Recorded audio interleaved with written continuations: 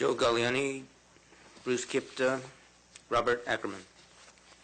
Good afternoon. Thank you so much for having me. My name is Joe Galliani. That's Galliani. I am the organizer of the South Bay Los Angeles 350 Climate Action Group, and I'm here speaking on behalf of that group. I did take the oath, and because I took the oath, I'd like to say from a technical standpoint, our air quality here in the South Bay sucks. We have 6 refineries, we have 2 ports, and we have an airport all within a 12-mile circle of where we are right now. And those are the largest sources of stationary air pollution in our state.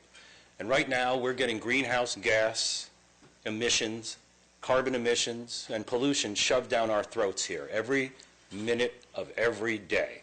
And in February, as you may know, the world hit a new record temperature high. Global temperatures never have been as high as they were in February. Scientists are falling all over themselves trying to find words to describe how jaw-dropping and how incredible and how terrible our global temperatures are.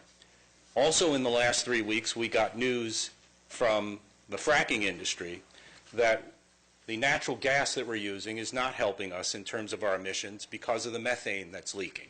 And as you know, methane is 20 times more potent than CO2.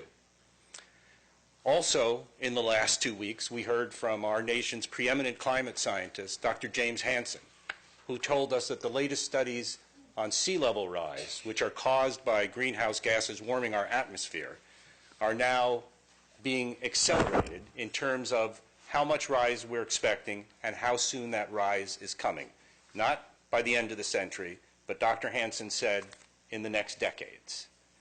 We already are under mandate in our state by AB 32 to reduce our global warming and reduce our emissions below 1990 levels. And now I stand here at a hearing where we're being asked to increase emissions.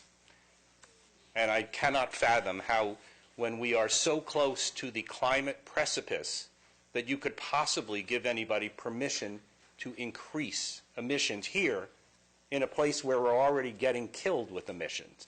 And when I hear the fine folks here, who I empathize with because we all need a good job to pay our family and to pay our bills, but when I hear person after person stand up here and tell me how safe the ExxonMobil refinery is, I wonder, wouldn't they have told you that exact same thing the week before it exploded?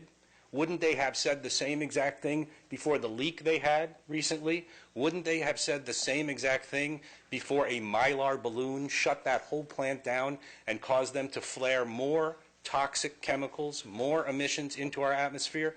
Where is your line that says enough is enough? At what point does air quality that I breathe here, that we all breathe here, from the Air Quality Management District, at what point does that become the preeminent decision here?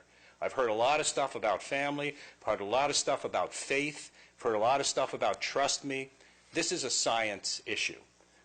Science tells us that the optimal amount of CO2 in our atmosphere to continue civilization as we've known and enjoyed it is 350 parts per million. That's why the organization I work for is called 350.org.